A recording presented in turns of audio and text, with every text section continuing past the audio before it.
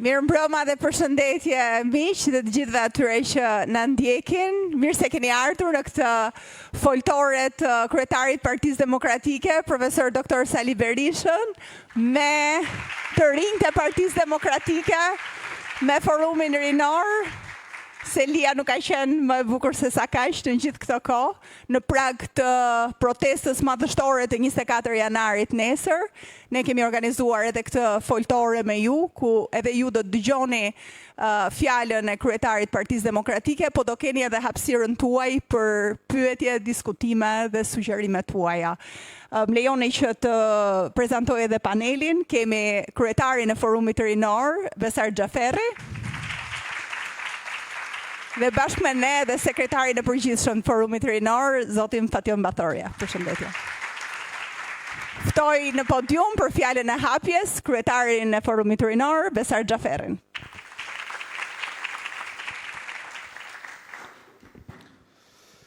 Mirëmbrëma miq të dashur. Mirëmbrëma kryetari i Partisë Demokratike, profesor Dr. Sali Berisha. Së pari, më lejoni t'ju falenderoj nga zemra për pranimin këtu dhe për sakrificën e gjatë në angazhimin tuaj politik në forumin rinor të Partisë Demokratike, në një dekadë, në më shumë se një dekadë, kur të gjitha forumet rinore në vend janë shkrirë me angazhim qeverie, si askund tjetër në Evropë. Kjo për shkak të projektit O Gurzit e Edi Ramës për të larguar të rinjt nga Shqipëria me manualin e Ramiz Alis.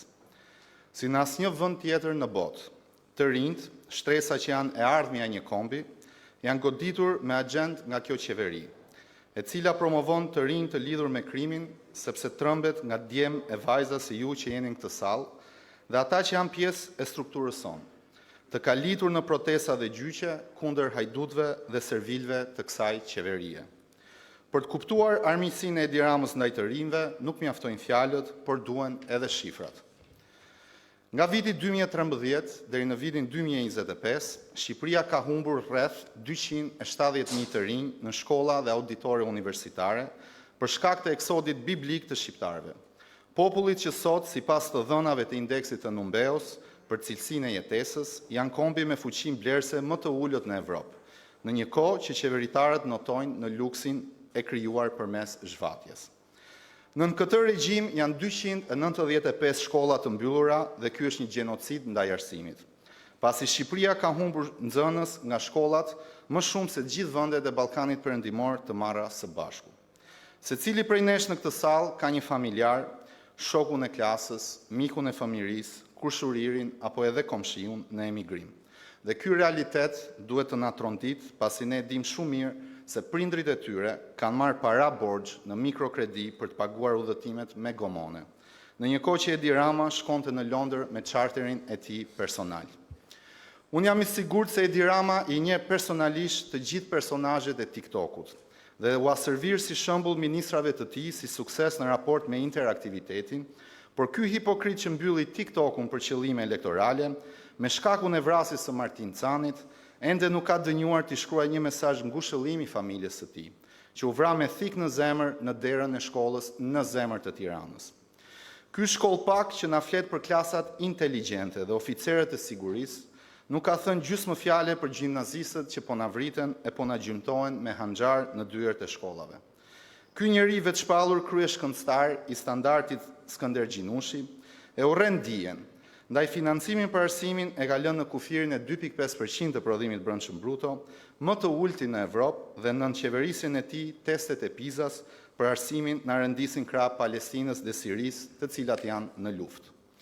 Është Edi Rama që pasi studentët pushtuan rrugët e vendit në vitin 2018 dhe shumë prej atyre janë sot edhe këtu në sallë, u përgjëroi dhe ju ulej në gjunjë për negociata dhe ju premtoi se financimi për arsimin do ishte 5% prodhimit brendshëm bruto dhe ju mashtroi se edhe sot pas 8 vitesh nuk e ka mbajtur atë premtim, se ky njeri e urren rinin shqiptare dhe i trembet, se e di fatin që rinia i rezervoi etërve të tij. Janë dy zhvillime aktuale që lidhen me të rinjt shqiptar, të cilët me 24 janar meritojnë një përgjigje dinjitoze si ajo që prindrit tanë u dhanë etërve shpirtëror të Edi Ramës në vitin 90. Ky njeriu zotua se 32.000 studentët e Universitetit të Tiranës do t'i heqë nga qyteti studentit. aty ku mori jetë pluralizmi në Shqipëri, dhe do t'i degdis të kapanonet e karteleve të drogës në periferi të Durrësit që ata të vinë në Tiranë me tren. Të jeti sigurt se përgjigjen e studentëve të Tiranës do ta marrë si në vitin 2018 dhe ashtu si në vitin 90. Dhe ta di mirë se të rinjtë e Tiranës dhe të Shqipërisë ja din adresën e shtëpisë. Ky njeri që s'ka bërë as shkollë të lartë dhe që ka dhënë 17 milion euro për 32 studentët e Kolegjit Mogherinit, i ka ekspozuar studentët e Universitetit të Tiranës përballë qerave të shtrenjta, sepse kërkon të pastroj para në ndërtim. Familjet tuaja në rrethe sakrifikojnë gjithçka për shkollimin tuaj. Dhe ju, me djersën e prindërve tuaj, keni paguar qera të larta në Tiranë nga 600 e deri në 1000 euro në banesat pranë fakulteteve. Sepse Edi Rama kërkon të pastrojë në ndërtim paratë e korrupsionit dhe të drogës dhe studentët nuk do t'ja falin këtë. Zotohemi para jush se studentët e Universitetit të Tiranës nuk do të lëvizin nga Tirana. Dhe për studentët e Universitetit të Durrësit, që ky i ka lënë për 21 vitesh në mëshirë të qerave, zotohem se do të lobojë që ndërtohet kampusi sa më parë qytetit dhe me standardet ndërkombëtare.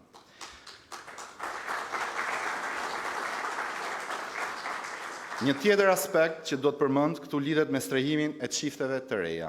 Një fenomen që 5 vitet e fundit është kthyer në krizë në Shqipëri, për shkak se Edi Rama po përdor firmën e tij që krimi dhe kartelet përsëri të pastrojnë para në ndërtim. Kjo ka bërë që çmimet për shtëpinë e parë të rriten në mënyrë të frikshme dhe të krahasohen me Parisin dhe Londrën, kur pagat janë në standardin e Sirisë së Asadit. A është normale që një njeri shqiptar të paguajë 84 vite kredi për të blerë një shtëpi? A është normale që një çift i ri që zgjedh të jetojë në Shqipëri të detyrohet të jetojë përgjatë gjithë jetës me qera? Jo dhe jo. Dhe këtë realitet ne do ta ndryshojmë me çdo çmim. Strehimi i çifteve të reja është një problem që ka prekur edhe Amerikën. Ndaj presidenti Donald Trump në samitin e Davosit u zotua se do ndërhyjë në treg duke fajsuar korporatat. Ne për këtë panoramë të trisht duhet fajsojmë vetëm një njeri, Edi Ramën. Njeriun që jep leje ndërtimi për krye organizatash kriminale që kanë vrarë njerëz me hanxar dhe kanë trafikuar tonelata kokaine nga Amerika Latine drejt Bashkimit Evropian. Në vetëm 4 muaj, Ambasada e Shteteve Bashkuara të Amerikës plot 18 herë ka paralajmëruar Edi Ramën për pastrimin e parave të drogës, një fenomen që po mban në sirtar ëndrrën tuaj për shtëpinë e parë. Ndaj sot ju ftoj që në 24 janar, ju të rinj të dilni në shesh për shtëpinë që meritoni ta keni dhe duhet ta keni. Por mjafton të bëni vetëm një gjë. T'i tregoni Edi Ramës se në këtë vend Zot janë të rinjt dhe shqiptarët. Një gjë duhet ta dini. Kjo botë i përket guximtarëve dhe atyre që për lirinë janë të aftë të sakrifikojnë gjithçka. Dhe atë që është detyra jonë, ne nuk do presim ta bëj askush tjetër. Këto pak orë që na kanë mbetur, kërkoj të jepni maksimumin tuaj dhe vetëm një gjë ju a them me zemër. Ora jon ka ardhur, ora jon ka ardhur. Faleminderit dhe fitore.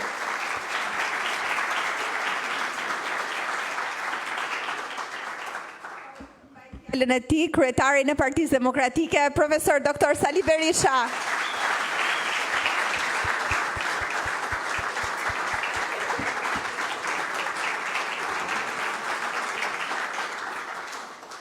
Së pari, një përshëndetje shumë përzemërt ju, të rive të rejave, bashkëmoshatarëve tuaj, të forumit rinor, miqve, shoqeve, shokëve që keni në shkollë, jashtë shkolle, kudo që jeni. Takimi me të rit është natyrisht takimi më cilësor, takimi më i rëndësishëm. Edhe ky takim sot për mua është takimi më i rëndësishëm, sepse takohemi bashkë vërtet në një moment jashtëzakonisht kritik për vendin. Takohemi në një moment kur diktatura autokratike, e cila është një diktaturë që pranon pluralizmin, por e shtyp pluralizmin me të gjitha mjetet. Në dallim nga ajo diktatura që ju nuk keni jetuar dhe s'do ta jetoni kurrë, diktatura totalitare në cilën pluralizmi ndalohej me kushtetutë. Por sot ne ndodhemi në qeverisjen e një personi i cili për hir të vërtetës ndan me etrit e tij biologjik, psikologjinë më mjerane, psikologjinë më të keqe të njeriut. Psikologjinë ndan me etrit e tij biologjik armiqsinë e egër me kundërshtarin dhe përdorimin e çdo mjeti kundër tij, faktikisht kundër pluralizmit. Sot, në qoftë se i ati i tij në atë diktaturën totalitare në cilën kushtetuta e ndalonte disensin dhe mendimin ndryshe, firmoste varjen në litar të kundërshtarëve politikë sepse thurnin vargje për Lirinë apo për Kosovën apo për të drejtat e njeriut, sot bastardi i tyre, pasardhësi i tyre me emër Edi Rama, burgos në vit elektoral, kryetarët e partive politike në mënyrë që të marrë me çdo kusht mandatin.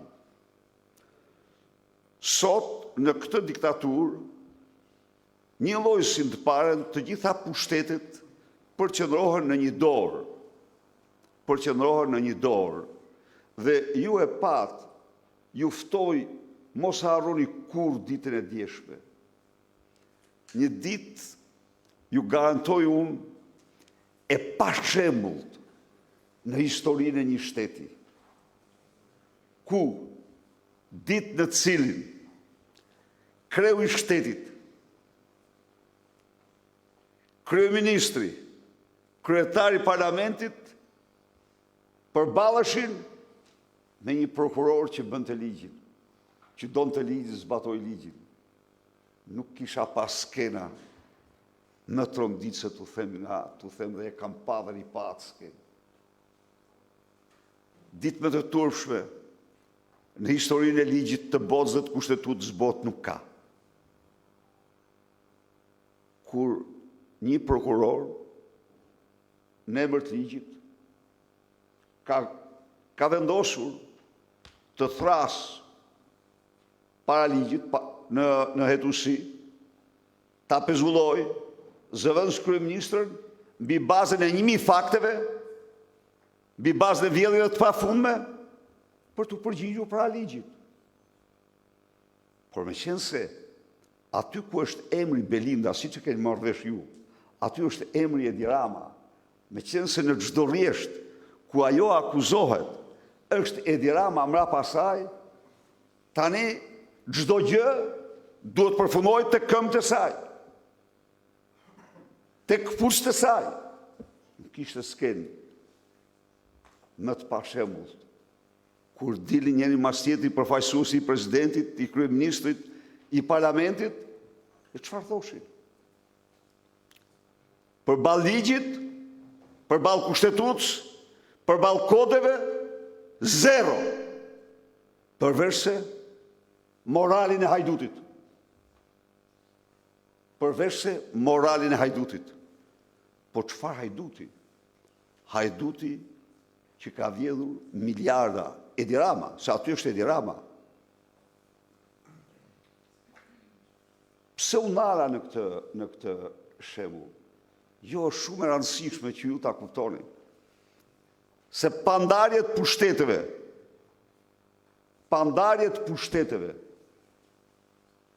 nuk ka kur asnjë sistem tjetër përveç diktaturë. Miq, prokuror, gjykatës bëjnë gabime, kanë tendenca politike, janë politik, kur sulmojnë si politik, duhet ja u kthesh. Kjo ndodh këtu, ama nuk ndodh vetëm këtu. Kjo ndodh në Shtetet Bashkuara të Amerikës. Po, edhe aty ka ndodhur. Edhe aty prokurori trillonte për kandidatin për president në mënyrën më monstruoze. Por asnjëherë ai nuk bëri ndysh fjalën e tij. U paraqit sa herë kërkuar. Se ky është rregulli. Rregulli është Rregulli është që do t'i qëndrosh ligjit, do zbatosh ligjin, se ti je për shtetin ligjor, je për kushtetutën, sepse kushtetuta është shtyllë kryesore e garancisë demokracisë, lirive të qytetarëve, kurse këta rrjeshtoheshin në një mënyrë të paimagjinueshme, njëri pas tjetri, për të mbrojtë kë, për të mbrojtë një hajdute e cila ju them ju, në mënyrë absolute në çdo tender, ka firmën dhe dorën e saj të zezë, që shkon jo në qindra milion, por në miliarda euro për vete dhe Edi Ramën. Pra, ju mblidhi sot këtu, në një kohë kur vetëm në hapësirën Schengen janë larguar mbi 700.000 të rinj shqiptar. Ju mblidhi sot këtu në një kohë kur ne si kombë jemi në kërcënim absolut ekzistencial, në ç'kuptim. Po, ju tani njerëz të dijes, kombi ka disa tregues demografik, ata janë themelor për të ardhmen e tij. Ata tregues potencin me këtë trend, pas 50 vitesh, shqiptarët i konsiderojnë komb të fshirë, sepse sot ne kemi lindshmërinë për shkak të emigracionit, për shkak të ikjes largimit masiv të trive, lindshmërinë që kemi patur 100 vite më parë, kur ishim 700.000 banor. Sot ne kemi treguesin e lindshmërisë më të ultin në botë. Sot, nga viti 2018 deri sot, ne kemi mira vdekjen vit më shumë se sa lindje. Pra, a e shifni ju se ku e ka të ndisi ky në kohë kur djerë në vitin 2014, shqiptarë çdo vit shtoheshin në Shqipëri. Numri shqiptarëve në Shqipëri rritej. Nga viti 2007-2014 shkonte duke u rritur. Pse? Një faktor themelor. Vetëm një. Sepse ju, bashkëpunëtarët tuaj, vendosnit, besonit se ëndrrën tuaj mund ta ndërtonin vendin tuaj. Kaq. Asgjë tjetër s'kishte. Por kishte një mjedis, kishte një alternativë, kishte një seri rrethanash të cilëve bashkëpunëtarëve tu u jepin shpresë, u jepin besim, se ata mund të shkolloheshin, se ata mund të punësoheshin, se ata mund të ndërtonin folen e tyre, familjen, mund të kishin shtëpinë, mund të gjenin punën. Kurse sot, imagjinoni, çfarë largimi të tmerrshëm masiv. Nuk ka patur kombi ndonjëherë në histori një armik më të egër të ekzistencës së tij se sa Edi Ramën. Shumë më tepër se Enver Hoxha. Enver Hoxha ishte gjaksor, ishte mizor në drejtat e njeriut, por nuk mund të themi sa ai dhe klika që i rrethonte vodhin shqiptarë si që vjedhin këta sot. Jo. Harrojni këte. Ata kishin paranojat e tyre në përdorimin e buxhetit, kurse këta vjedhin në mënyrë të paimagjinueshme. Shkoni, gjeni djegësin e Tiranës, 130 milion euro ka vjedhë Edi Rama me Rion Velin. Secili për jush po të marrë një bicikletë apo të shkojë të shohë në sharë, gjurmë djegësi nuk ka. Dëgjoni për Akshin. Qa ndodhë në Aksh? Në Aksh është Baxhanaku i Edi Ramës. Armand Frangu e kemi denoncuar me dhjetra herë. Aty çdo tender, do ta fitonte ky në një kohë kur ky kishte një kapacitet sipërmarrës shumë modest dhe nuk diskriminoi, po aq ishte. Tani ky nuk mjaftohej me tendrat që fitonte vetë, por mirëte edhe preshtonome dhe futej veti tretin tendër, po ishte vetëm i, ishte vetëm ky, frangu. Dhe në qoftë se dilte një i vërtet, çfarë pësonte i vërteti? Merrej peng. A mund të imagjinoni ju? A mund të imagjinoni për një moment një sipërmarrje shtetërore, sa ajo është agjenci shtetërore. Agjenci shtetërore të marrë peng biznismen pse guxojnë të paraqiten në tendra siç është ligji, siç është rregulli, siç është gara. Pra, dhe kjo ndodh në kofshtin privat të Edi Ramës. Akshin. Dhe pasi ndodh kjo, dhe pasi dokumentohet gjithçka para të hujve, sepse njëri nga këto pegje, ta dini ju, kërkoi mbrojtje në një shtet të huaj, dhe ata i dhanë, jemi mirënjohës. Edi Rama thosë se u kam respektin më maksimal për lindën, për mirë lindën.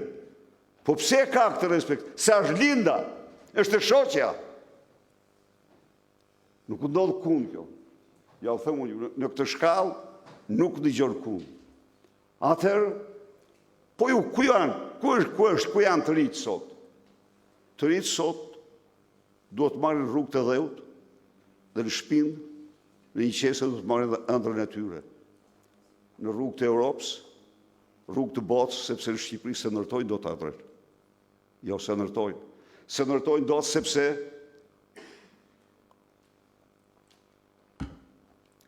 ky riktheu standardet e ish diktaturës komuniste në pranimet të universitete. Riktheu si satër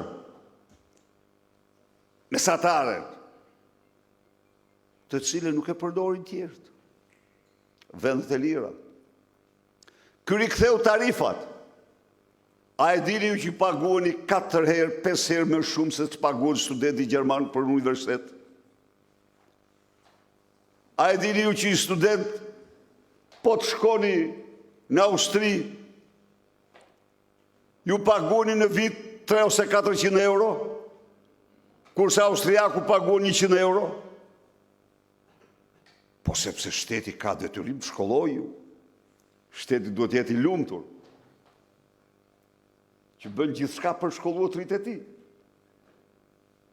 Kurse ky vendos këtu me rrogat më të ulta, tarifat të cilat që është e vërteta, 49% familjeve shqiptare që janë në rrezik varfërie, nuk e lejojnë të shkollojnë më shumë se një fëmijë.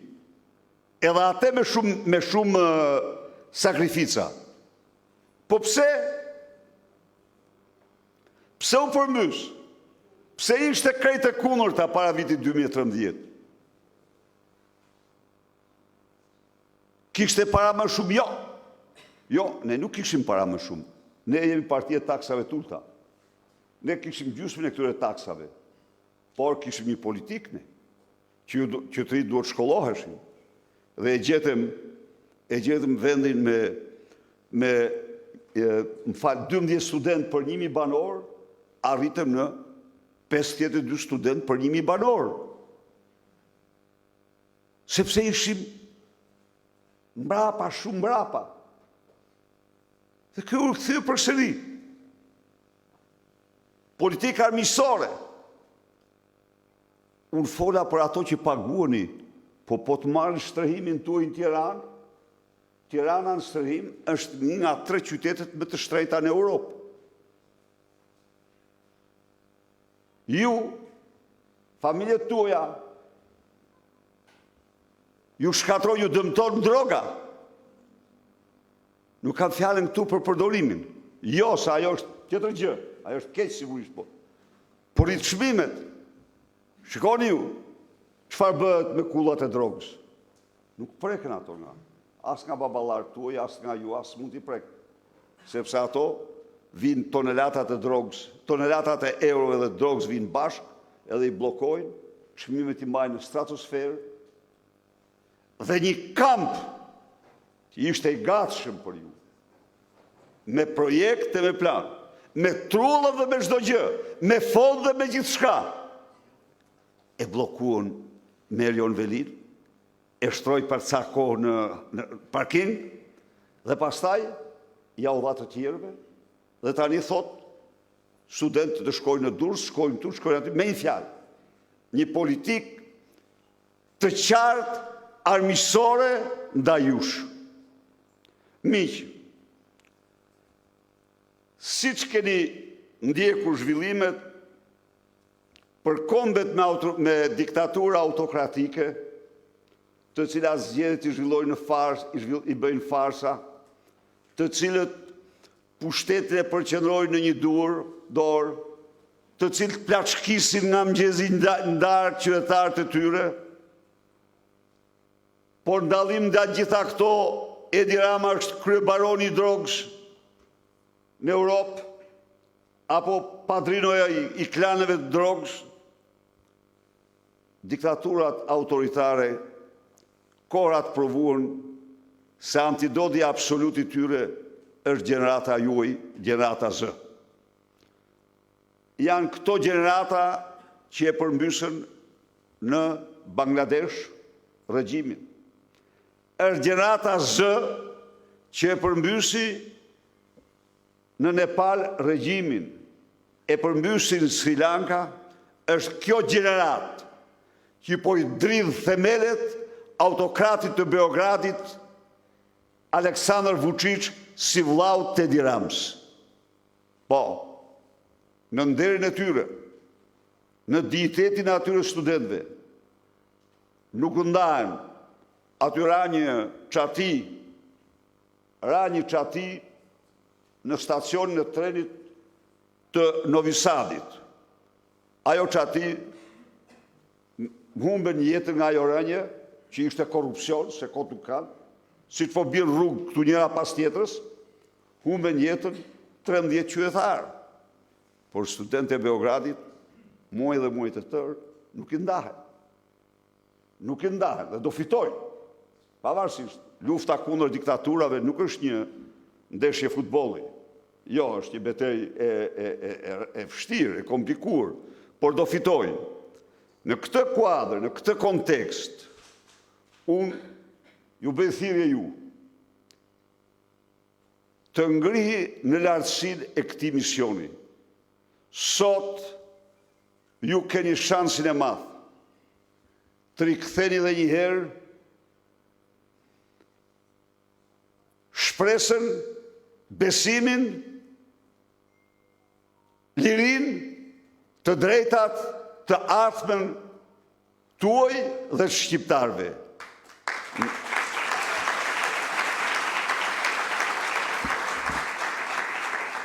Sot, Shqipëria ka një opozitë e cila qëndron e vendosur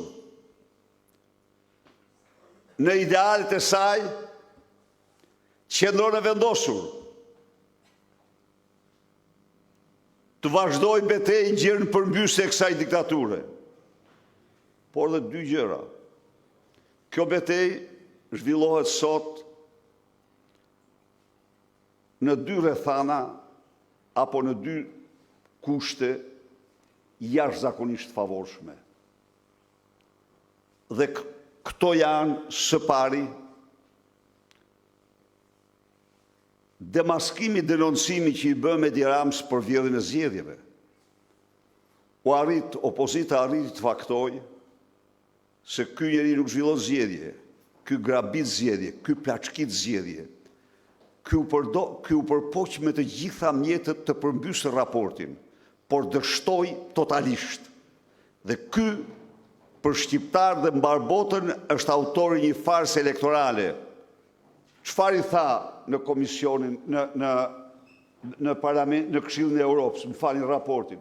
Në Shqipëri duhet të ndahet partia nga shteti. Kaq miq. Të thuash parti shtet, je pothuaj monizëm. nuk ka ma zgjedhje në parti shtetë. Pse? Sepse në garë dalin disa parti dhe shteti gjigant me gjithë mjetet e tij. Nuk është garma, është fars. Dhe kjo ishte një arritje e cila për çfarë na jep ne të drejtën që çdo sekond, çdo minutë, çdo orë të punojmë kundër këtij armiku të votës lirë. Ky është armik i lirisë. Ky s'ka asgjë të përbashkët. As me shqiptarët, as me qytetarët. Ky do të ikë një minutë më parë të ketë fundin që meriton si diktator. Së dyti, një qeveri që del nga zgjedhjet lira ju i ritri, por duhet ta dini që nuk mund të rëzohet. Nuk ke të drejtë. Nuk ke të drejtë në qoftë se u qëndron parimeve që beson, të kërkosh rrëzimin e një qeverie që del nga zgjedhjet lira përveç se me votën e lirë, përveç se me përcaktimin e kushtetutës. Protesta mund bësh, por sovrani e ka autorizuar atë të qëndrojë aq sa thot kushtetuta. Po kjo qeveri pra nuk ka legjitimitet sepse ka dhunuar zgjedhjet. Përveç kësaj, edhe për qeveritë që dalin nga zgjedhjet lira, në qoftë se ato kapen duke vjedhur qytetarët, ato humbasin legjimitetin. Pra ka dy faktorë që bëjnë të paligjshme një qeveri. Farsa elektorale dhe rrëmbimi votës, dhe plaçkitja e qytetarëve. Kur ndonjëherë një qeveri e tillë nuk është kapur në flagrancë, një kryeministër i tillë s'është kapur në flagrancë në vjedhjet miliardave të qytetarëve dhe përpiqet të përdor pushtetin për të mbrojtur. Është shkak, është arsye më madhore për të bërë gjithçka për përmbysjen e saj. Shpresa më e madhe e shqiptarëve sot jeni ju, gjenerata juaj, dhe unë kam besimin më të madh se ta përmbysë me sukses. Faleminderit.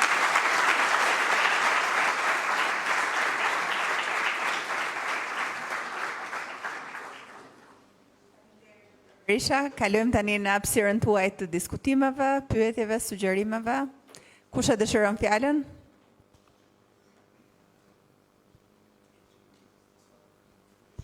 Po, desave. Mirëmbrëma gjithëve, të dashur të rinj dhe të reja, i nderuar Dr. Berisha, e dashur Floriana, i nderuar kryetari i Forumit Rinor Besar Xhaferi dhe përfaqësuesi i zërit ton në parlament, i nderuar sekretari i përgjithshëm zoti Fatjon Bathorja. Unë quhem Desada Xhetani dhe për 5 vitesh tashmë jam njëra prej jush. Para se të vija këtu në këtë foltore, bashkë me Luisin ishim tek parlamenti duke shpërndar fletpalosje për protestën e ditës së nesërme. Dhe teksa po kujtoja se kush ishte takimi im i parë këtu në Tiranë në Partinë Demokratike, më kujtua data 7 nëntor e vitit 2021 në foltoren e Forumit Rinor tek amfiteatri. Ajo ditë për mua shënoi një zgjedhje shumë të rëndësishme për të mos heshtur përballë këtij regjimi dhe këtij sistemi që është tashmë. Sot 5 vite më vonë, fatkeqësisht jemi sërish në opozitë, por jemi sërish këtu, duke qëndruar dhe me një ëndër të përbashkët për të larguar këtë sistem të kalbur që na ka zaptuar. Doktor, teksa sot flas në vetë të parë, dua të flas dhe në emër të disa të rinjve të reja, sepse gjatë këtyre 5 viteve kemi pasur një rrugtim të përbashkët. Gjatë këtyre 5 viteve kam qenë pjesë e çdo proteste studentore, sigurisht disa prej cilave i kemi organizuar vetë ne. Kam qenë pjesë e çdo proteste të thirrur nga opozita. Kam qenë pjesë e çdo fushate politike gjatë këtyre 5 viteve. Kam shpërndar fletpalosje në çdo shesh në rrugicë. Kam qenë pjesë edhe tek rrugica e shpresës, ku shumë na braktisën, ne të rinjt vendosëm që të qëndronin besnik. Doktor, të dashur të rinj, nuk i përmenda gjitha këto, as për duar trokitje, apo për të marrë lavdrime, por vetëm për të thënë një të vërtetë. Këto janë disa detyra që një opozitar i vërtet duhet të bëjë. Këto janë disa detyra Këto janë disa detyra që një iri i ndershëm duhet të bëjë, një iri që nuk pranon të nëpërkëmbet nga ky sistem. Sepse politika përpara se të jetë pushtet është qëndrim, dhe qëndrimi matet në ditët më të vështira. Partia Demokratike është një familje e madhe, sigurisht edhe me gabime. Por familja nuk braktiset në momentet e saj më të vështira. Ajo kritikohet me ndëshmëri dhe përmirësohet brenda mureve të saj. Doktor, me respektin që i detyrohet një figure historike, por dhe me ndëshmërinë që i detyrohet së vërtetës, dua të shpreh një të vërtetë dhe një kërkesë në emër të çdo të riu dhe të reje që ka sakrifikuar ditët më të bukura të saj në protesta. Partia Demokratike nuk duhet të rikthehet më në duart e atyre që e braktisën në momentet më të vështira, sepse tradhtia politike nuk është incident, por është një model sjellje. Është koha që Partia Demokratike të ndërtohet mbi individ të ndershëm, mbi të rinj dhe të reja, të cilët nuk e kanë parë politikën si interes politik, por si shërbim publik, që kanë qenë me Partinë Demokratike në momentet më të vështira të saj dhe jo vetëm kur ajo ka pasur momentet e lulëzimit. Doktor, e vërtetë është ajo që ne si parti duhet të na karakterizojë. Thëm kështu sepse kemi njerëz që i shikojmë shpesh vetëm në fushat apo vetëm në takime të këtij lloji me karrige të rehatshme. Por, unë mendoj, opozita nuk është luks. Opozita është sakrificë, dhe sakrifica është të dalësh në shesh, tek strukturat, në foltore, në protesta, duke shpërndar fletpalose dhe çdo detyrë që duhet të bëjë një opozitar. Doktor, unë mendoj që duhet të rimarrim fatin e Shqipërisë në duar, përpara se largimi të rinjve të kthehet në një plagë të pakthyeshme. Sot, unë nuk ju flas vetëm si një antare e Forumit Rinor të Partisë Demokratike, por ju flas si një studente ekselente në vit të fundit master, e cila ndihet thellësisht e braktisur nga ky shtet që nuk e mbështet dijen dhe meritën. Por doktor, ju mos na braktisni, mos e braktisni shpresën dhe kontributin e këtyre të rinjve këtu në sallë. Na jepni sot fjalën se rinia do të jetë pjesë e procesit politik, jo vetëm si numër, por edhe në vendimarrje. Unë sot ju flas edhe si antare Senatit Akademik të Universitetit të Tiranës dhe si arsimtare e së ardhmes, ku shkatrimi i arsimit tashmë është një strategji politike, sepse një shoqëri e parsimuar manipulohet, një popull që është i parsimuar edhe blihet edhe shitet, por mendimi kritik nuk blihet, dinjiteti nuk blihet, të rinjtë e Partisë Demokratike nuk mund të blihen. Doktor, Shqipëria ka nevojë për agimin ton, të vendosur dhe të palëkundur siç kemi treguar gjithmonë. Ka nevojë për qëndrime të bazuara në dije, etik dhe në përgjegjësi qytetare. Unë e di që aftësitë e mia do të mund të ndërtoja një të ardhme kudo në botë, por unë kam zgjedhur të qëndroj këtu me çdo kusht dhe çmim. Ne ju kemi besuar në momentet më të vështira dhe në momentet më kritike. Por sot besimi duhet shndërrohet në përgjegjësi të përbashkët ndaj këtij vendi dhe ndaj këtij ideali. Me çdo çmim, nesër dhe çdo ditë, ne duhet protestojmë, jo vetëm këtu në Tiranë, në të gjithë Shqipërinë, sepse jemi në gjendje alarmante. Le ta shpëtojmë Shqipërinë edhe nëse duhet flijohemi për të. Faleminderit.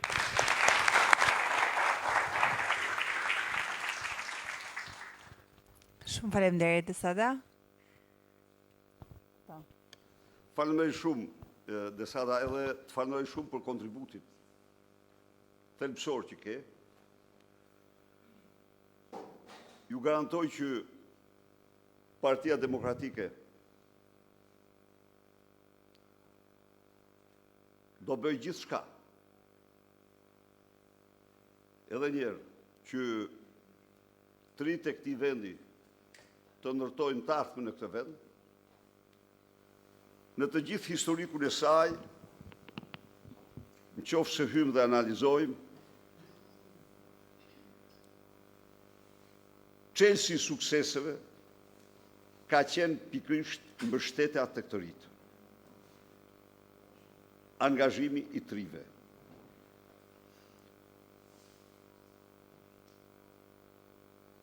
Në këtë periudhë, ti je një aktiviste e vendosur dhe me kontributën parti, partia ka kaluar një kalvar. kalvar të vërtet, si asnjë forcë tjetër politike në Europë dhe në botë. Asnjë. Partia u gjetë para një skenari të pa imagjinueshëm të një Shqipërie pa opozit. Thelbi i asaj që u zhvillua ishte Shqipëria pa opozit. Kjo është e vërteta. Dhe të gjithë ju, të gjithë ata të cilët nuk pajtuan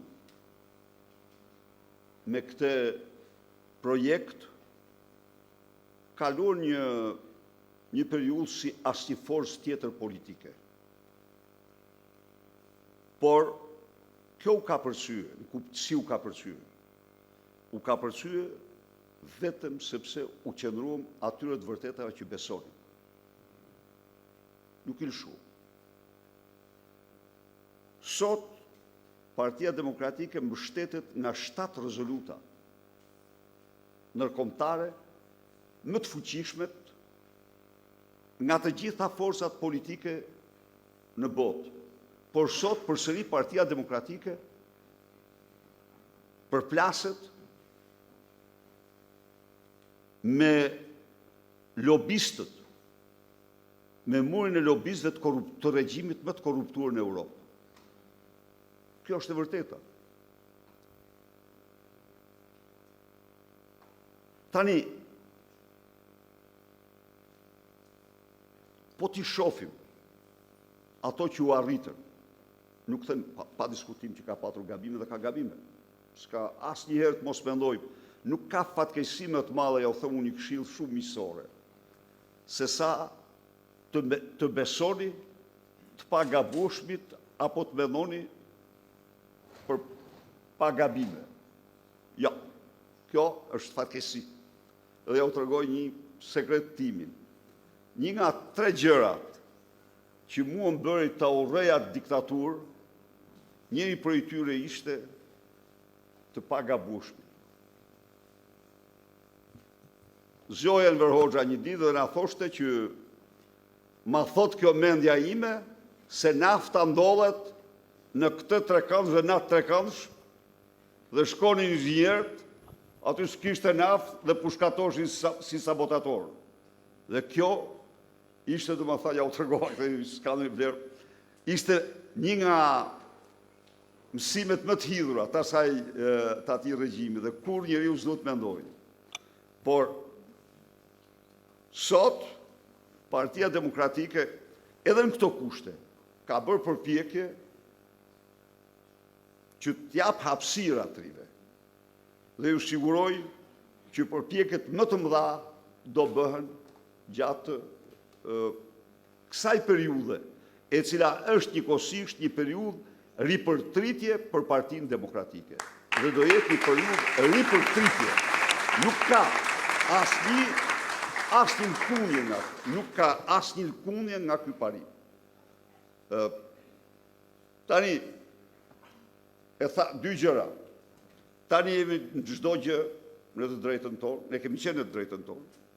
Po kemi përpara një armik që na shkelmon votën, kemi përpara një armik që vjedh qytetarët. Kemi përpara një armik që bllokon drejtësinë, nuk lejon të veprojë. Jemi në të drejtë morale, ligjore, kushtetuese t'i përvishemi me gjithë forcat tona. Faleminderit.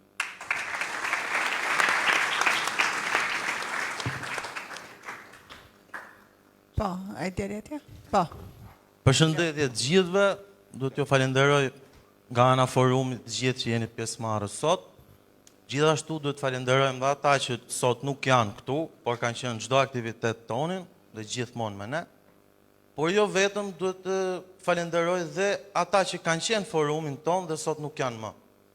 Sepse dhe ata kanë dhënë shumë kontribut dhe pse sot nuk janë për një arsye, ne duhet jemi mirënjohës të gjithëve që kanë qenë me ne.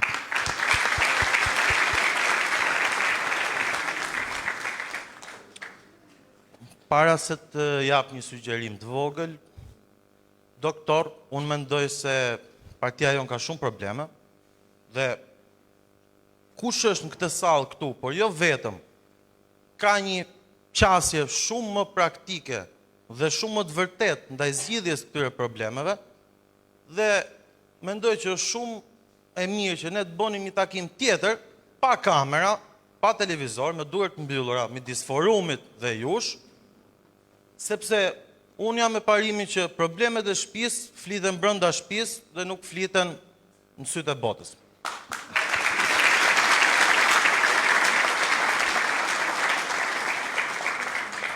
Gjithsesi, po prek një problem që është shumë evident dhe e shikojnë gjithë shqiptarët dhe jo vetëm ne, dhe po jap një sugjerim timin që ndoshta mund t'ju pëlqejë ose jo. Atëherë, ne çdo të hënë bëjmë këto foltoret para kryeministrisë, që themi drejtën pjesëmarrja nuk është shumë e kënaqshme. Tani, problemi këtu nuk është te mos pasja mundësisë ose pasja e frikës, siç thon dikush që nuk vinë njerëzit.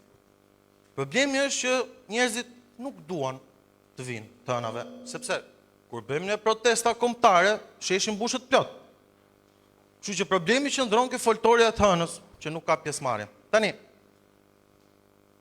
mendimi im, por besoj jo vetëm i imi, është që shumë nga ata folës që dalin aty nuk janë të denjë për të na përfaqësuar, sepse në moment që dikush merr atë foltore, nuk përfaqëson më veten e tij, por përfaqëson të gjithë demokratët, ku përfshihemi sigurisht dhe ne antarët e forumit. Dhe me pasjen e folësve që nuk janë denjë dhe nuk e di kush i zgjedh, po personi ose personat që i zgjedhin disa nga ata folës që dalin aty, po bëjnë faj ndaj nesh, jo thjesht gabim. Sepse të dalin aty njerëz që flasin, kuturu, disa kanë qenë dhe tap, që u merret goja kur flasin, na dëmton të gjithëve. Dhe sidomos ne rinin, sepse ne e kemi karrierën politike para dhe e kemi jetën para në Shqipëri. Dhe dëmtimi i PD-s dhe imazhit PD-s në publik na dëmton më shumë ne se sa ju, doktor. Tani, një mendimi imi se si mund ta zgjidhim ne këtë problem është që çdo të hënë të bëjmë një foltore specifike. Pra, një të hënë të kemi për arsimin, të kemi mësues, të kemi ekspert, të kemi profesor, një të hënë tjetër të kemi doktor, të jemi për shëndetësinë, problemet që kanë shëndetësi, një ditë tjetër për bujqësinë, një ditë tjetër për naftëtarët, një ditë tjetër për minatorët, e me radhë, me radhë, me radhë. Problemet në Shqipëri janë të pafundme, temat janë të pafundme.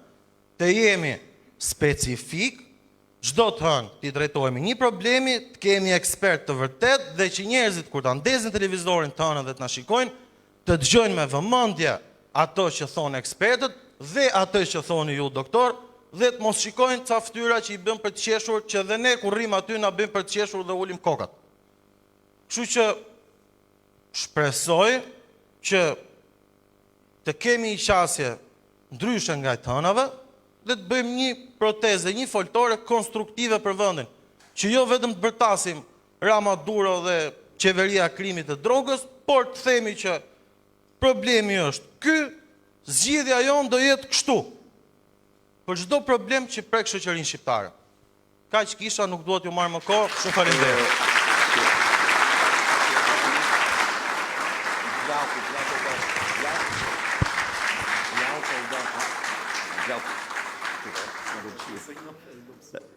Faleminderit Glauk për ndërhyrjen edhe për mendimet. Glauk, tani një sqarim duhet bëj. Foltorja nuk synon prani të madhe. Jo. Do më thënë, synon paka shumë atë prani. Cili ishte qëllimi i saj, që t'jem i hapur me ju se po. Qëllimi i saj ishte një mikrofon, një zë, në derë të qeverisë, kundër qeverisë, nga deputet dhe nga qytetar. Ky është qëllimi i saj. Nuk është qëllimi i saj protesta. Nuk është qëllimi i saj masive. Jo, ka atë qëllim. Ku do flasim qytetar të ri, të njerëz të formimeve të ndryshme. Pra, nuk duhet ta nuk, edhe njerë, një foltore nuk është një protest masive. Është e asaj për mase. A mund të përzgjidhen më mirë folsat? Absolutisht po, dhe ke shumë të drejtë. A mund të kalohet në profile siç e propozon?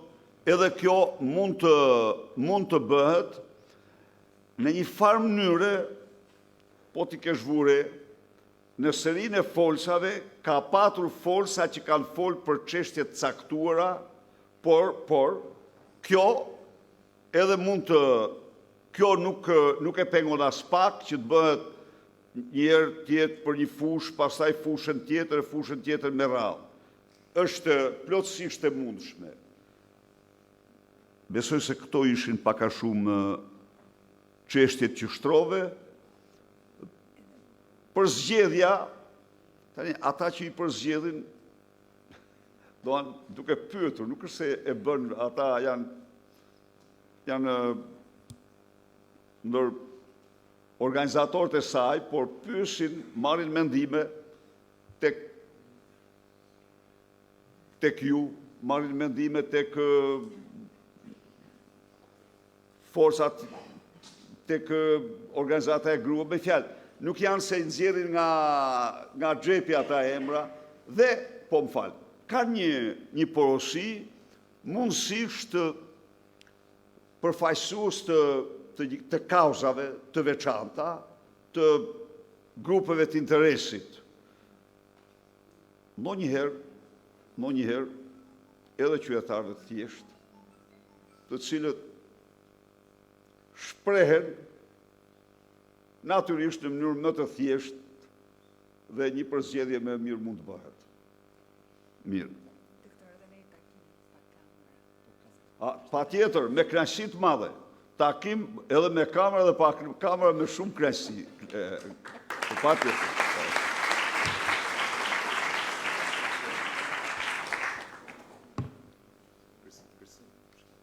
Mirëmbrëma zoti Berisha, mirëmbrëma të rinj, unë jam Adelina Dragoshi, antare e Forumit Rinor të Degës 2. Së pari ju falenderoj për praninë dhe për mundësinë që na jepni neve të rinjve të flasim hapur, dhe se zëri ynë të dëgjohet. Pyetja ime lidhet me drejtsinë. Sot drejtësia është thellësisht e politizuar. Çfarë mekanizmash do të përdoret kur Partia Demokratike të vinë në pushtet për të garantuar një drejtësi të pavarur? Faleminderit.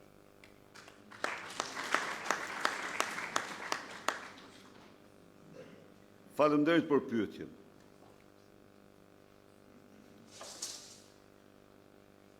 Unë ju garantoj ju se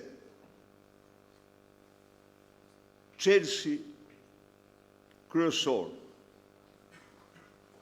për një drejtësi të pavarur, për një luftë me zero tolerancë ndaj krimit, për një luftë me zero tolerancë ndaj korrupsionit, qëndron në zbatimin e ligjit. Por unë, me qenë se bërë një pyetje konkrete, do ta ilustroj me një shembull konkret. Në vitin 2011, siç e dini, socialistët organizuan një protestë të dhunshme. Dhe ajo është protesta më e dhunshme në histori.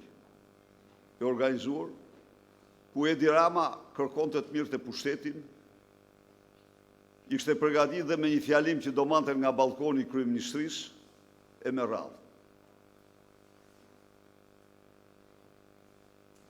Në atë skenar,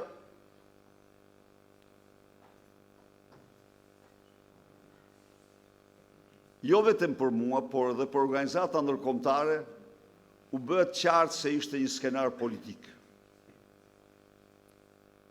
Dhe nga ata që unë akuzova në skenar politik, ishte edhe ish prokurorja e përgjithshme. Kjo zonjë, pas kësaj ngjarje, edhe para kësaj ngjarje, por edhe pas kësaj ngjarje,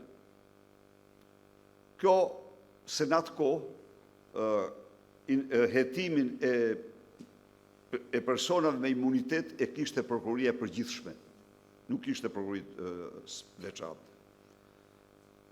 Ka paraqitur jo një, por të paktën 3 kërkesa për heqje imuniteti.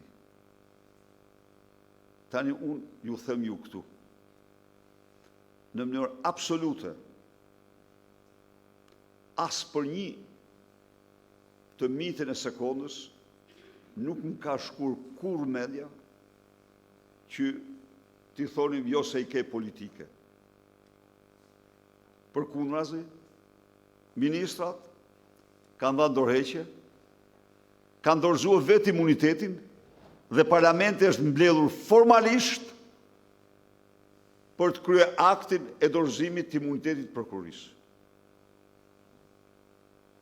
Formalisht, sepse secili prej tyre, dhe ka ndodhur 3 herë jo një, ka dorëzuar imunitetin. Madje ai është sot në burg, Ilir Meta më ka ardhur në zyrin e zëvendës kryeministër dhe i montoi Shiritin, i montoi Edi Rama me Filip Çakullin, çka u provua u gjet krejtësisht montim një frazë ku flitej për 700.000 euro, ku në fakt ishte se si përmarrësi i thoshte atij që unë kam humbur 700.000 euro që nga dita e vendimit gjykatës gjerë sot që ti nuk zbaton vendimin e gjykatës, dhe këtë Edi Rama e mori dhe përdori gjeti dhe fjalën shfet edhe fruti aty, si përfundim, por cila, sa po e publikuar, ky 3 ditë mrapa, pa fol fare prokuroria, më ka ardhur në zyrë dhe më ka thënë se unë po jap dorëheqjen si zëvendës kryeministër edhe dorëzoj imunitetin, sepse nuk pranoj që të shkoj para një djali, para së një vajzë, prokurore apo prokurore, si zëvendës kryeministër, por do shkoj aty si qytetar i thjesht. Kjo që ndodh sot është jashtë çdo imagjinate. Pra, dhe kush ishte njeriu që kishte kërkuar? Njeriu që i kisha thënë çdo fjalë se e meritonte për qëndrimin që mbajti, ishte e përzierë në atë rast. Por tjetër është pavarësia e drejtësisë. Tjetër është detyrimi për të pranuar vendimin e saj qoftë dhe i gabur. Kjo është që kur është ndarë shteti, kështu është ajo. Ata shkuan të gjithë para drejtësisë. Ndaj dhe nuk mund të ketë kur përpjekje për diktuar, mund të japë një shembull tjetër, që është shumë tregues. Në atë sistem, po nga Edi Rama, është e fortë shumë. Ishim në një takim me të huaj, edhe ngrihet dhe më akuzon, ky thot, pasi kish mbajt një fjalim dhe kish thënë se gjykata kushtetuese ka hedhur poshtë 37 ligje dhe vendime të tij si kryeministër. Pas kish harruar se ç'kish thënë, pas gjysmore thot se ky bën ligjin dhe u dikton çdo gjë gjykatave. Dhe unë thash aty, zotëri, a e ndëgjuat këtë? Ky tha një herë 37 vendime dhe e vërteta kjo.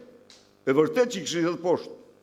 Dhe absolutisht për mua një pjesë pa drejtë, por nuk mund diskutohet. Pavarësia e drejtësisë është pavarësi drejtësie, ti nuk mund të bësh drejtësinë, se pastaj bësh monizmin, pastaj s'ka nevojë për drejtësi.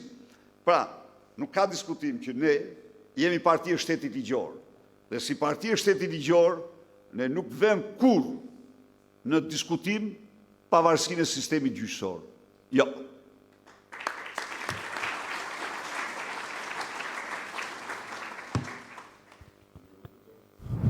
Mirëmbrëma doktor, mirëmbrëma Besi dhe Fationi, mirëmbrëma gjithë miq e kolegë të Forumit Rinor të Partisë Demokratike. Unë jam shoqëri Mirtollarik, drejtuesi FRPD Durrës.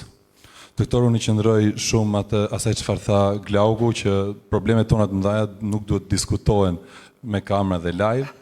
Më duket sikur e kisha këtë mendim edhe më përpara dhe dua të them që në një periudhë, në një moment ku jetojmë në një Big Brother si ato të George Orwell të 1984 të drejtuar nga qeveria Rama me një makineri shumë të madhe propagande, që nuk arrin dot të shikojnë vjedhjet galopante të qeverisë dhe arrin dhe shohin një qimet vogël ke Partia Demokratike dhe arrin edhe bëjnë sigurisht një traj i madh. Në këto kushte do të jemi shumë diskret edhe tu kam një kritik shumë të madhe edhe për drejtuesit e tjerë të Partisë Demokratike, për leadershipin e Partisë Demokratike, që mbledhje shumë të rëndësishme të Partisë Demokratike, përpara se sa të dalin dhe të marrin vesh strukturat e tyre, dalin me mesazhe në mediat kombëtare të vendit, edhe këto nuk janë as pak të shëndetshme për një forcë politike, që të cilat problemet dhe shqetësimet ato që i ka i zgjidh brenda dyerve të tyre, dhe jo atë çka ka shtëpia e tregon fëmia, sepse këto lloj politikanësh nuk janë fëmijë, po janë njerëz që kanë përgjegjësi mbi supe dhe përfaqësojnë demokratët, përfaqësojnë ne të rinjve, përfaqësojnë ata që ju kanë marrë votën dhe duhet të jenë shumë diskret.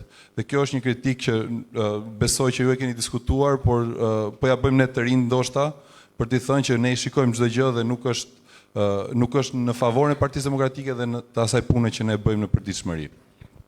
E dyta, doktor, mendoj që këto foltoret që i bëni ju nuk janë vetëm të mjaftueshme kaq. Në këtë makineri të madhe propagande që jemi duke përballur dhe luftuar për ditë, duhet që çdo drejtues i Partisë Demokratike, çdo deputet i Partisë Demokratike të dalë në zonat dhe të takojë, të flasë me qytetarët, të diskutojë, të shohë çfarë problematike ka dhe këto ti publikojë, ti bëj publike që ti shikojmë. Dhe nuk mjaftojnë, nuk mundemi dot në gjithë këto media dhe gjithë këtë presion të madh propagandës ta luftojmë me kaq sa po bëjmë. Duhet bëjmë gjithë pak më tepër. Këtu po them duke filluar nga vetja ime si drejtues i Forumit Rinor të Partisë Demokratike të Durrësit, por meqense është Besi, Fationi, ju personalisht po dhe ata që na ndjekin nëpërmjet mediave që janë drejtues dhe kanë marrë përsipër një detyrë dhe një përgjegjësi. Nuk do të zgjatem shumë, ndoshta do të diskutojmë më shumë tek ai takimi tjetër që do jetë pa kamera. Faleminderit doktor. Shumë faleminderit. Ke prekur një nga çështjet më themelore që ka të bëjmë me armën më të keqe, më të egër të narkodiktaturës sot me censura. Edi Rama sot kontrollon minimumi 90% të gjitha medjave. Si pas raportit ndërkombëtar, kontrollon jo vetëm politikat editoriale, kontrollon edhe lajmin. Censuron lajmin, manipulon lajmin dhe bën gjithçka kundër opozitës. Këto media nga Mëngjesi i Gjerë Darkë mashtrojnë qytetarët, glorifikojnë të keqen, një lloj si dikur në diktaturën hoxhiste. Këto media janë në vetvete instrumenta mafios të tmerrshëm, të cilët me parat e taksave të qytetarëve, në kundërshtim me ligjin dhe kushtetutën, paguhen, shpërblehen, ju i patë se si ishin rrugët, që i thoshte, ajta marrë kaq se do jap, ati i botuesi kaq, do jap kaq, ushqehen me parat e taksave vetëm për të mashtruar nga Mëngjesi i Gjerë Darkë. E kam treguar disa herë, tregoj prapë sot, është një bolino, merr token e dhënë për gjimnaz nga pronar Fisnik Tiranas, lanë komunitetit që për 50.000 banorësh për të ndërtuar një gjimnaz për fëmijët e tyre. Edi Rama ja e këti me €1. Dhe kur njëri nga këta Tiranasit që ka lanë token aty, ishte socialist, patronazhist. Shkon dhe shpërblehet me atë tokë 3 milion euro. Tokë e kishtë vetën, nuk mund të, nuk ja mori kujt. 3 milion euro për tokën që e mori me 1 euro Carlo Bolino. A mund të imagjinojë se mund dhe... Me 4 vendime me emër nga Edi Rama.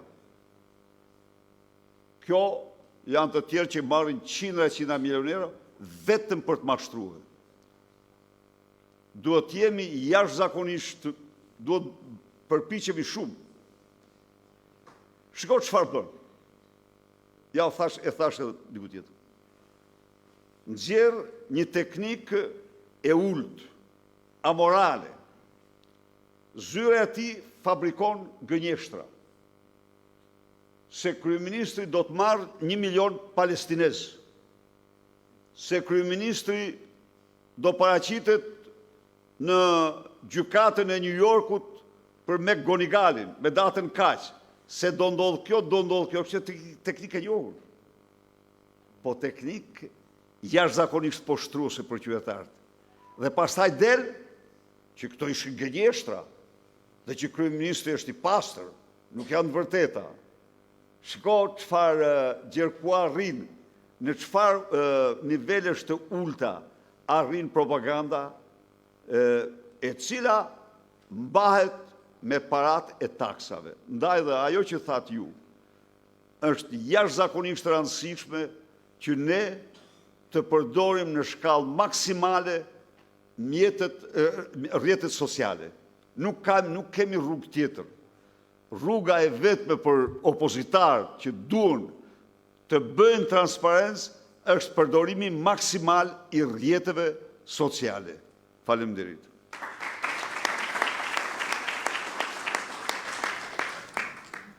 I nderuar panel drejtues, Besi, Fationi dhe ton ekipi organizator, faleminderit shumë për këtë organizim kaq të mirë që keni bërë sot. Është fiks energjia shpërthyese që na duhej përpara protestës nesër. I nderuam Dr. Berisha, faleminderit që gjetet kohë për marrë këtu me fol me ne, mu përballë me përgjigj pyetjeve tona. Floriana, faleminderit.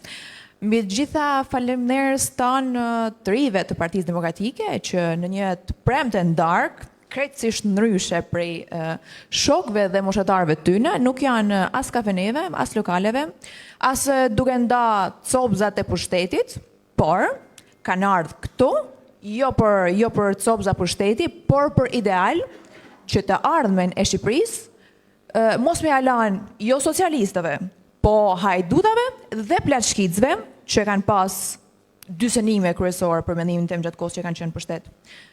Njani është me vjedhë dhe me plaçkit Shqipërinë, dhe tjetra është me shpartallu Partinë Demokratike, që është edhe forca frymëzimi i opozicës.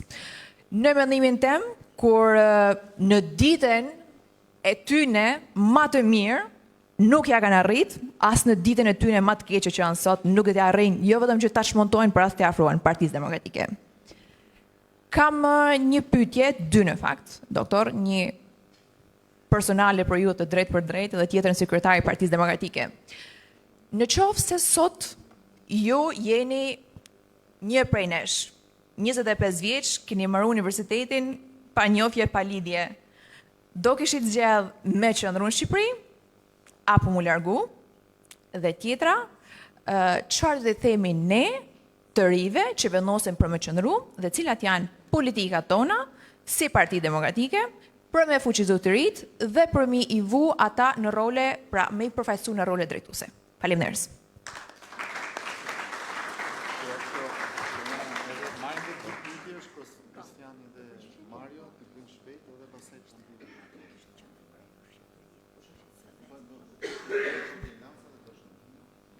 Do të çudis me përgjigjen time. Po mirë. Po mbare me 2-3 pyetje dhe pastaj raundi i fundit. Më falë, do jem shumë shpejt atëherë.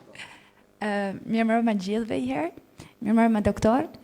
Doja t'ju pyesje, sepse kur kam mbaruar fushata, që jam terren, edhe jam gjithmonë ose në zonën time ose tani në Durrës. Edhe një fenomen që po shoh shumë është normalisht pasojet e 13 vit opozite për kara morali. Njerëzit janë të zemëruar me njëri tjetrin. Edhe më vjen keq sepse në një moment kur gjërat janë kaq mirë për ne në thojza, sepse janë shumë keq te ana tjetër, si mund bëjmë ne që ta energjizojmë prap partinë, që nuk di si ta formuloj mirë, po ta mbledhim më shumë partinë, t'i japim shpresë, ta kuptojmë që realisht tani është momenti më shumë se kurrë që mos mbim prej propagandës që vazhdo e mundohet na ndaj, për të rrim gjithë bashkë edhe të reenergjizojmë partinë. Faleminderit. Po.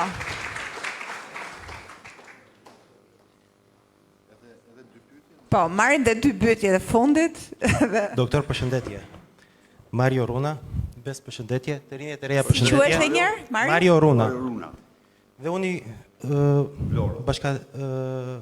i qëndroj me Dimi të Glakut, që qa du diskutua brenda shtëpisë, duhet ngelet brenda shtëpisë.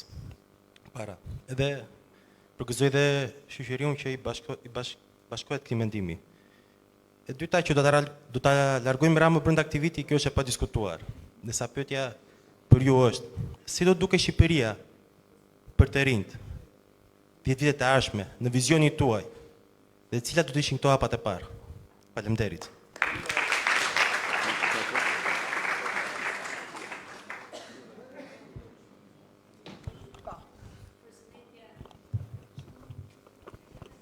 Përshëndetje Doktor Berisha, përshëndetje gjithë rinjve që kanë mbusur sallën sot, që në fakt janë po këto të rinj që e mbusin sallën, në çdo protest kanë mbusur rrugën e shpresës dhe vazhdojnë akoma dhe sot në foltoren parlamentare.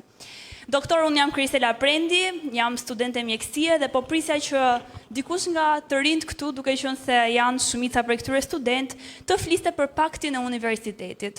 Unë isha gjimnaziste kur ju bashkova protestave të studentëve në 2018 dhe sot jam në vitin e fundit mjekësisë, pra jam po mbyll vitin e 6 dhe akoma pikat e paktit të universitetit që u premtuan nga qeveria nuk janë zbatuar.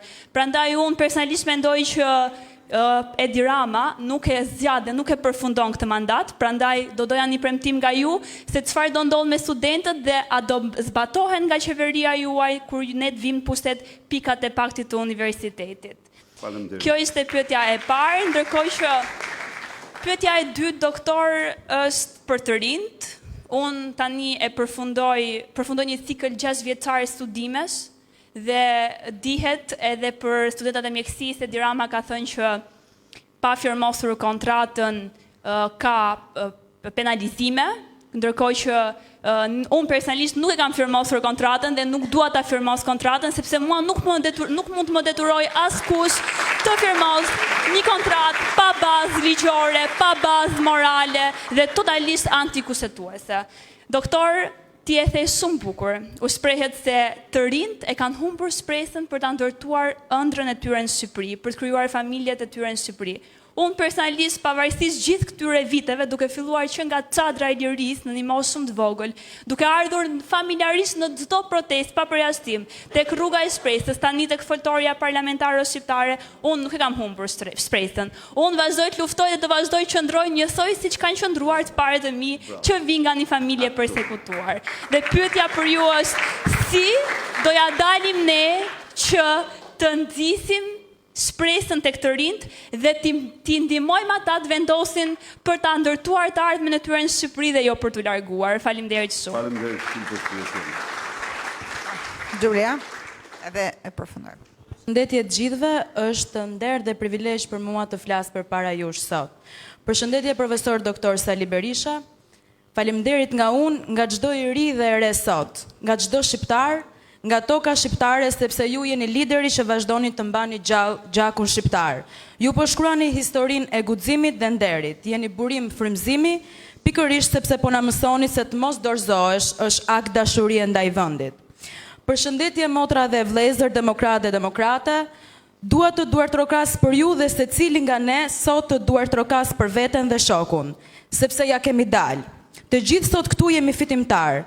Ne jemi patriotët për të cilët kjo tokë ndihet krenare, për hapat që hedhim, për rrugën që ndjekim. Kjo është e vetmja rrugë që do të na bëjë ne heronjtë e Shqipërisë, heronjtë e shtëpisë sonë dhe të prindërve tanë.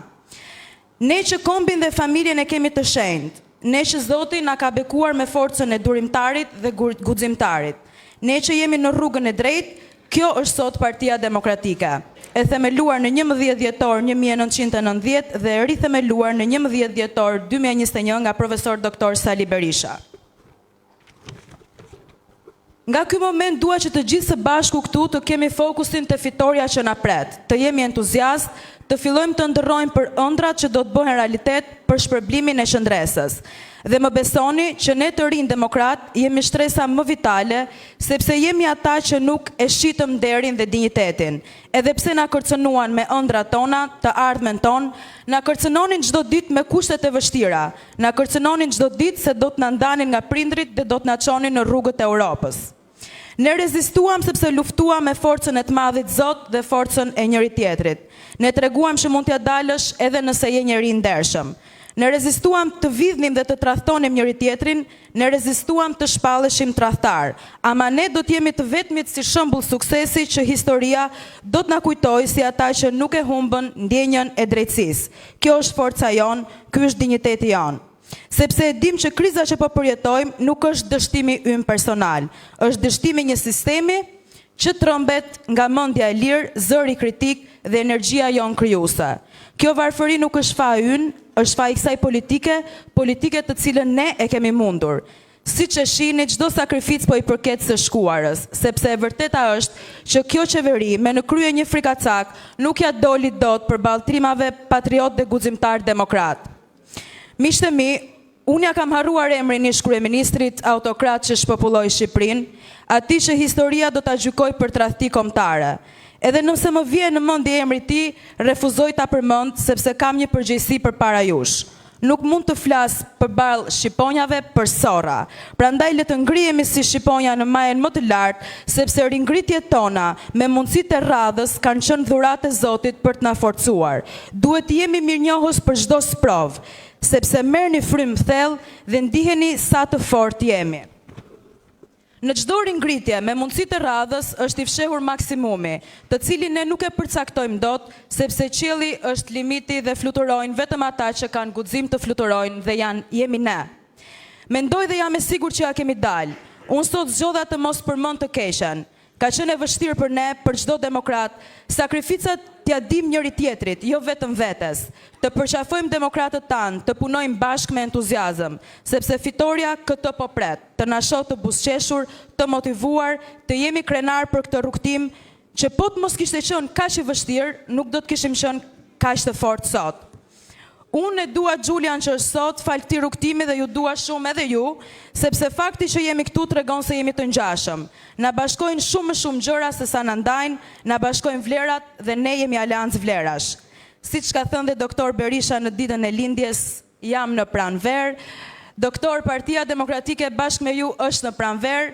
Ne jemi në pranverë dhe në pranverë me doktor Berishën kryeministër të gjithë fitimtar. Fitore, fitore, fitore. Faleminderit, po. Mund të përgjigjeni. Ju falenderoj shumë për pyetjet, për ndërhyrjet.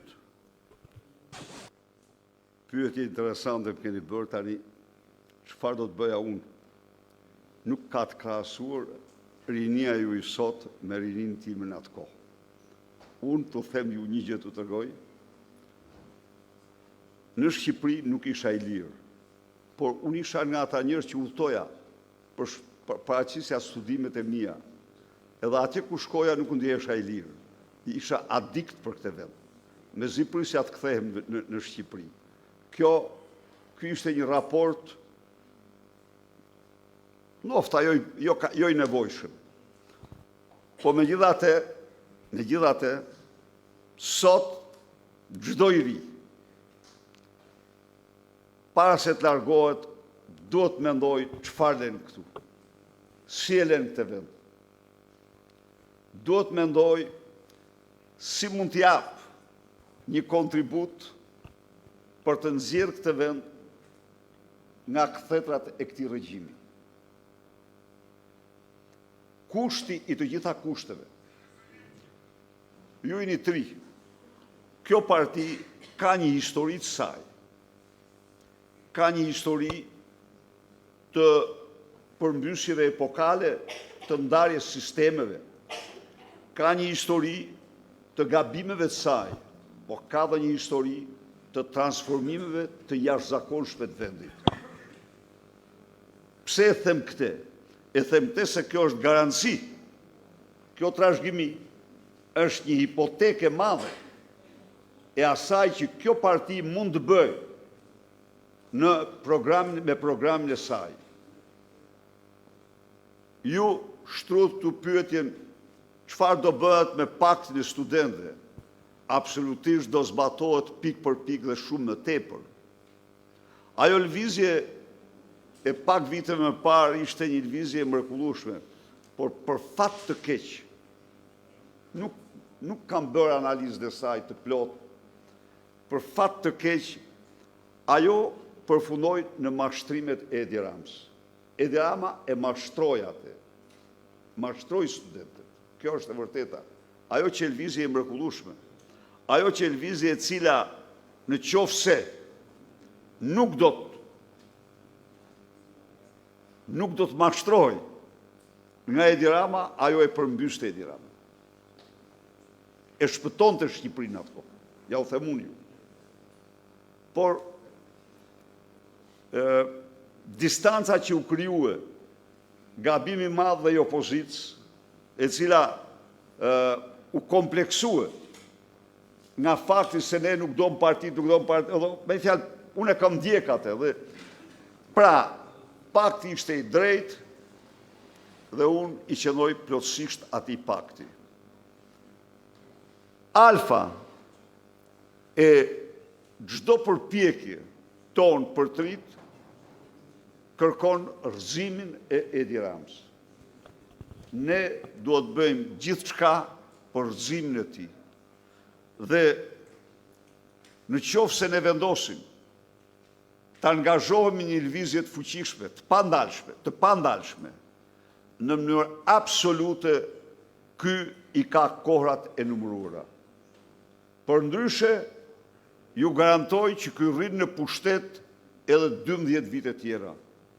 Ne nuk duhet të presim kur këte të shkojmë në zgjedhje me te. Nuk ka zgjedhje me te. Ne faktuam që me te nuk ka zgjedhje.